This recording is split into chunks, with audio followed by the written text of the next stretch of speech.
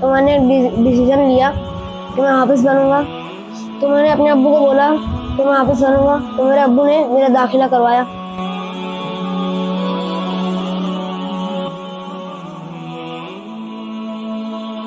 और महज 1.5 साल के वक्फे के अंदर उबैद रज़ा ने कुरान को मुकम्मल तौर पर हिफ्ज़ कर लिया। तो डॉक्टर बनने के बाद ये देखे कि मेरे घर के अंदर वो कम से कम हलाल रिस्क लाना चाहिए।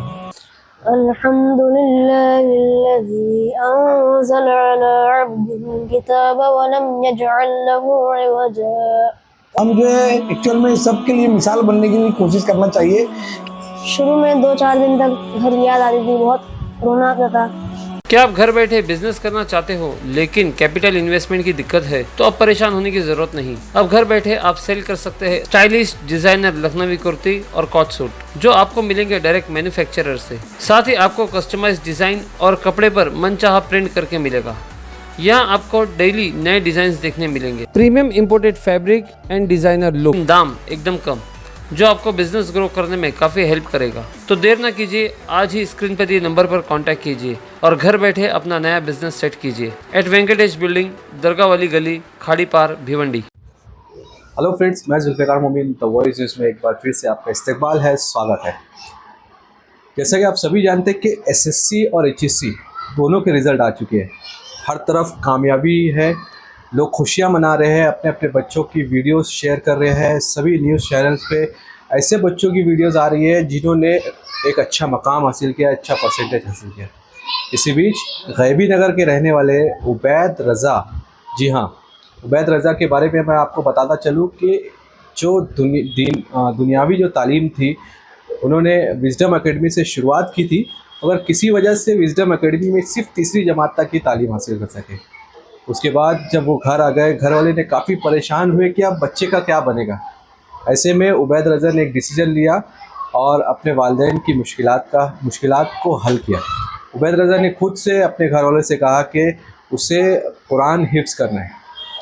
इस बात को घर वालों ने सीरियसली लेते हुए एक मदरसे में उसे तालीम के लिए भेजा और महज 1.5 साल के वक्फे के अंदर उबैद रज़ा ने कुरान को मुकम्मल तौर पर हिफ्ज़ कर लिया। ना सिर्फ हिफ्ज़ किया, गैबी नगर की जामा मस्जिद में होने वाली शबीना की नमाज की शुरुआत भी उबैद रज़ा ने ही की।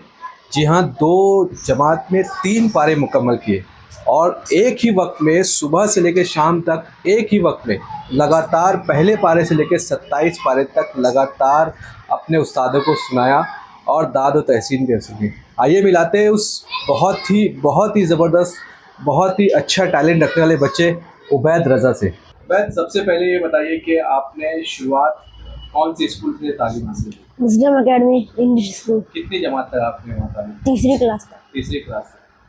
क्यों छोड़ दी वहाँ से?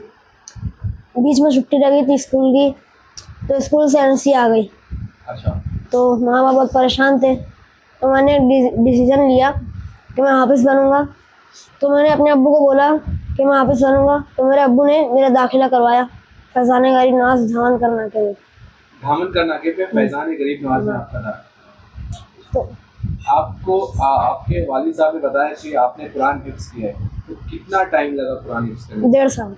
1.5 साल में आपने कुरान हिफ्ज़ कर लिया। क्या मुश्किलात पेश आई आपको? शुरू में 2-4 दिन तक घर याद आती थी, बहुत रोना आता था।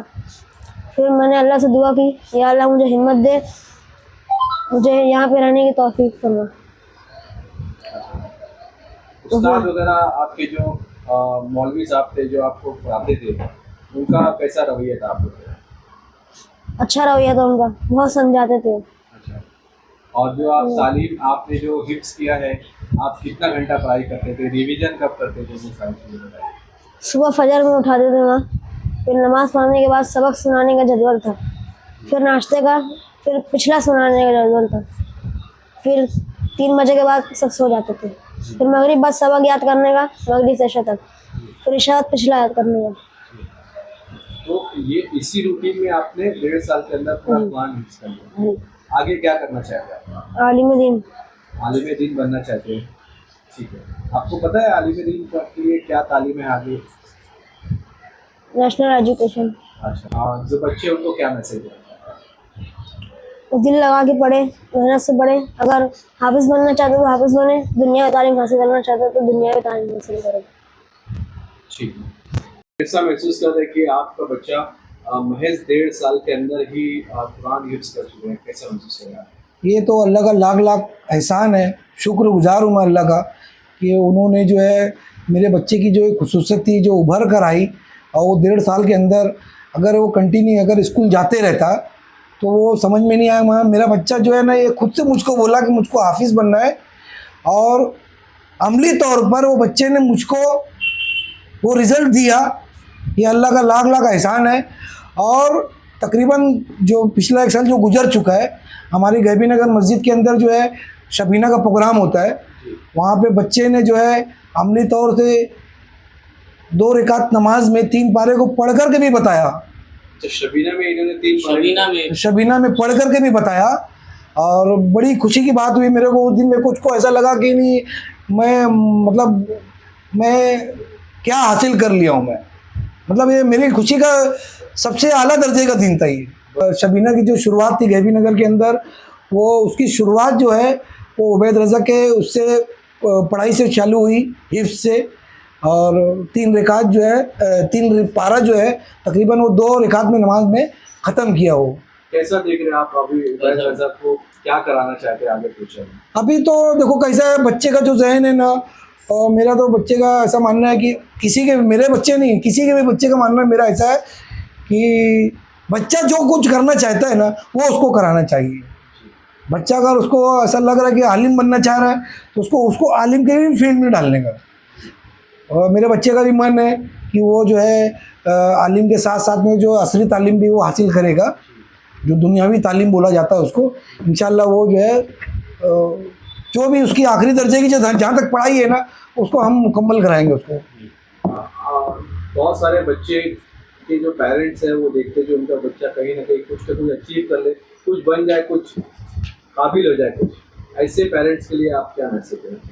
नहीं, वो देखो मेरा तो ऐसा मानना है कि अल्लाह ताला ने सभी बच्चे के अंदर कुछ ना कुछ खुसूसियत दी है, और हर बच्चे के अंदर कुछ ना कुछ टैलेंट रहता है।